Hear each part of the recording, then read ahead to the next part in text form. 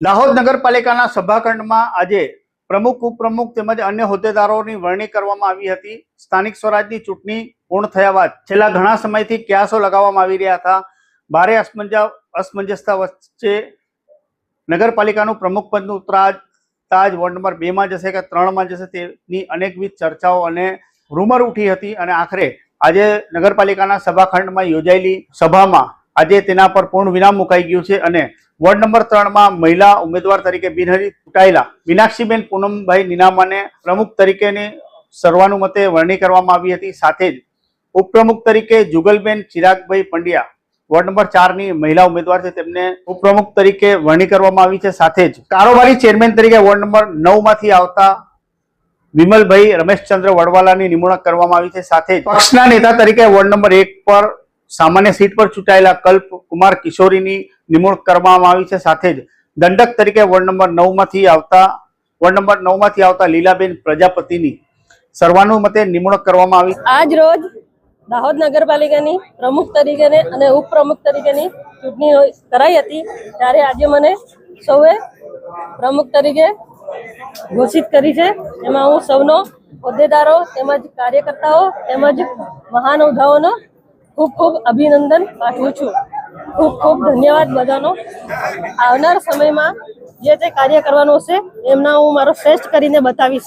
આજે સવારના 11 વાગ્યાના સુમારે નગરપાલિકાના સભાખંડમાં સભા યોજવામાં આવી હતી, જેમાં પહેલેથી જ ભારતીય જનતા પાર્ટી દ્વારા તમામ જીતેલા ઉમેદવારોને વ્હીપ આપી દેવામાં આવી હતી। પહેલેથી જ તેમના સર્વાનુમતે વરણી કરવા માટેની જે પોલિસી છે તે અંગેની માહિતગાર કરવામાં આવ્યા હતા અને આખરે ભારે સસ્પેન્સ વચ્ચે આજે નગરપાલિકાના પ્રમુખ ઉપપ્રમુખની ચૂંટણી યોજાઈ હતી અને જેમાં નગરપાલિકાની સભામાં 3 મિનિટ મોડા પડેલા 3 થી 4 જેટલા કોંગ્રેસના ચૂંટાયેલા જનપ્રતિનિધિઓને સભામાં પ્રવેશ આપવામાં નહોતો આવ્યો હતો, જેને લઈને ભારે ગરમાગરમીના દ્રશ્યો સર્જાયા। खास एक बात कहवी कि खौफ का मंजर